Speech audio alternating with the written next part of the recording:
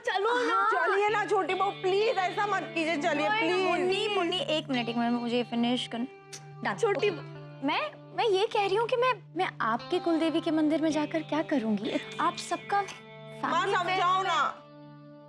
दिव्या, मंदिर में कोई भला क्यों जाता है? और फिर हमारी कुलदेवी है तो तुझे भी तो आशीर्वाद देगी। जी नहीं। और वैसे भी मेहमानों को अकेला घर में छोड़ के नहीं जाती। हाँ पता है, माँ को ना डर लगा रहता है, मेहमान कहीं गहने चुरा के भाग गए तो। बबली, खा खा के हरिद्वार हो रही है, बोलने की तुझे तमीज नहीं। अब क्या बोल ली ना, तेरे मुंह पे ताला लगा दूं। दिव्या, तू ना करेगी ना तो मैं रूठ जाऊंगी। और जो तेरी सलाह है ना बहू से मीठी मीठी बात करने की, वो मैं हरगिज नहीं मानूंगी। आप बात को कहाँ से कहाँ लेकर जाती है? अच्छा ठीक है, मैं आप सबके साथ चलूंगी। Thank you so much. मैं जरा चेंज करके आ जाऊं? माँ खुशबू तो बड़ी अच्छी आ रही है। दो ना बली, ऐसे हाथ में दो ना। माँ चावल दो ना। इसमें शक्कर मुफ्त मिली हुई है दिव्या वाली। अच्छा अच्छा, तेरे लिए अलग से एक भगोना खीर रखी हुई है। ठीक है। दर्शन कर लेने दे, टूट पड़ी है गोटी ढाक है। ठीक है, आगे ठीक है। समझ में। और ये डिब्बा अपनी गोद में लेके बैठूंगी मैं, मजाल के कोई हाथ लगा दे। और खा खा के ना हिप्पोपोटामस बन जाए। अब पंखे का सरिता जी पे गिरने का कोई डर नहीं।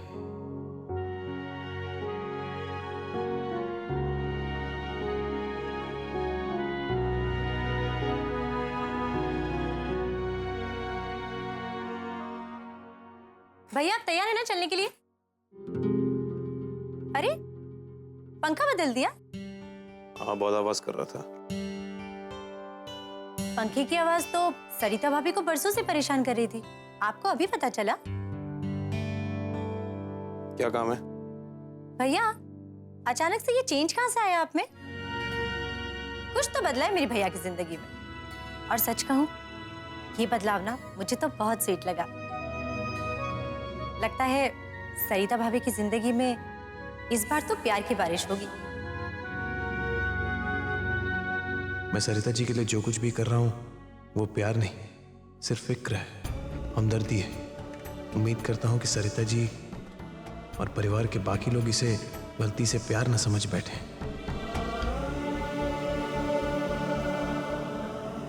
ये खीर तो आज मेरी तकदीर खोलेगी। वो सरिता नाम की काली बिल्ली मेरा रास्ता ना काट जाए। तेरा आंख नहीं क्या? तेरे माथे की फूट रही है? माँ मर गई अंधेरे में, बेटी का नाम रोशनी। अरे तेरा तो रात दिन का काम हो गया मुझे दुख देने का। अरे राम, सारी खीर खिला दी बता। देखिए बोला, अरे तेरी तो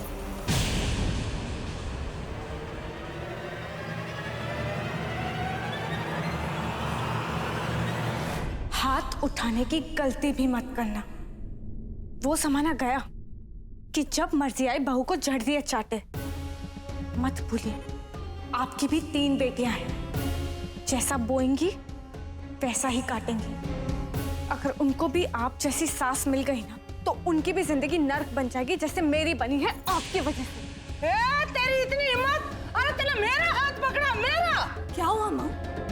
अरे क्या हुआ? सत्यानाश कर दिया, सारी खीर खिंडवा दी। आज मेरा हाथ पकड़ रही है छछुंदरी।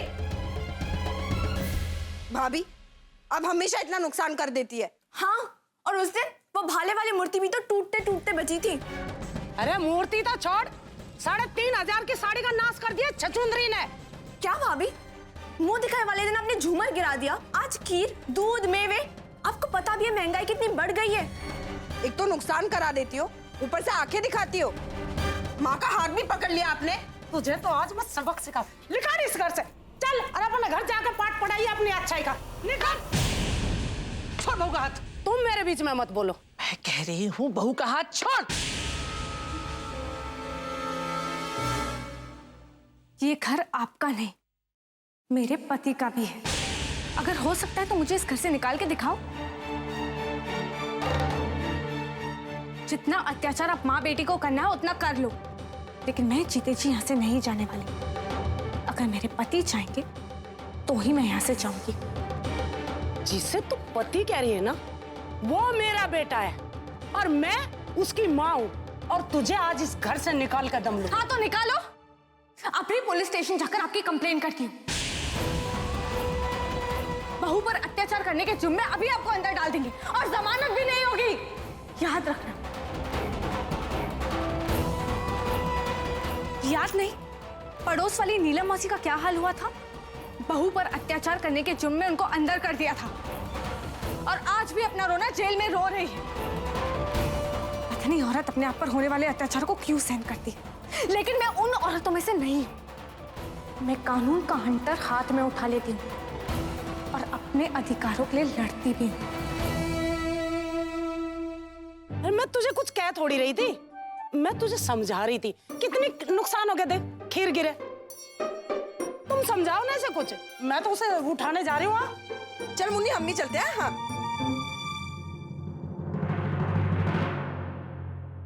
शाबाश, शाबाश मेरी अल्लाह की गाय, बहुत अच्छा किया। लातों के भूत बातों से नहीं मानते। अपनी सास को अच्छा सबक सिखाया, क्योंकि अत्याचार करने वाले से ज्यादा अपराधी अत्याचार सहने वाला होता है। मेरा इरादा उनका अपमान करने का या उनको डराने का नहीं था, लेकिन मेरा भी तो कुछ आत्मसम्मान है ना। ऐसा तो नहीं कि बहू को पांव पोंछने का कपड़ा बना दो और वो सहती रहे।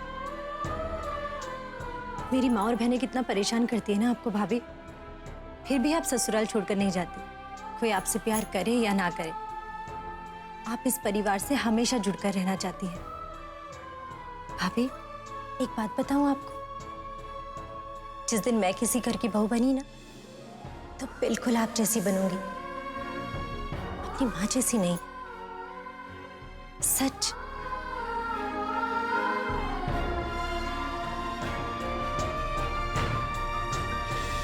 जल्दी कर। राज की जिंदगी से उस रद्दी के पिटारे सरिता को समझ लो आज मैं बाहर कर ही दिया। दिमाग का ज्यादा इस्तेमाल तो नहीं कर दिया?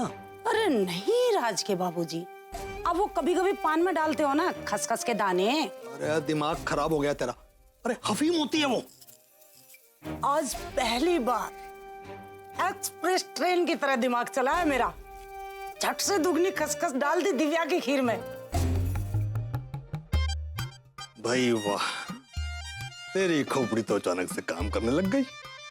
अब जे खीर खाकर दिव्या जी का सर चकराएगा और उसे अपनी बाहों में भरकर हमारा बेटा अपने घर लाएगा। क्या क्या करना पड़ता है माँ बाप को अपने बेटे के लिए। अब देखना, सरिता को 10 बरस हो गए, एक बच्चा तक नहीं जना उसने। अरे सरकार पूरी पूंजी जब्त कर लेती है अगर वारिस ना हो तो, इसलिए करना पड़ रहा है ये सब। आप बेफिक्र रहो,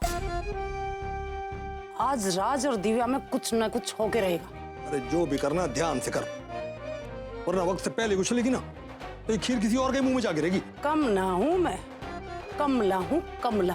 पहले तीखी मिर्चों के पकोड़े दिव्या को खिलाऊंगी, फिर उसका मुंह जलेगा, सी सी करेगी, पानी पानी करेगी। पानी हमारी गाड़ी में होगा ही नहीं, मैं फट से उसे खीर खिला दूंगी। खीर खिलाते ही हमारे बेटे का पुनर्विवाह दिव्या के साथ। अरे वाह, तो आज जल्दी कर, देर मत कर, सब तैयार होंगे। चल चल भाई।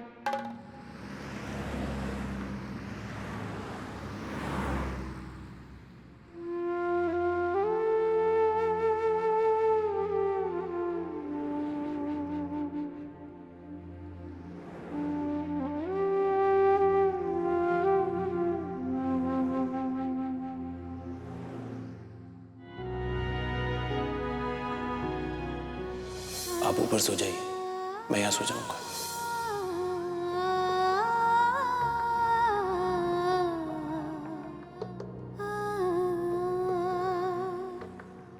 बरसों से तो मैं यहीं सोते आई हूँ। पहले की बात और थी, अब क्या फर्क है? आप बहस मत कीजिए, ऊपर सो जाइए।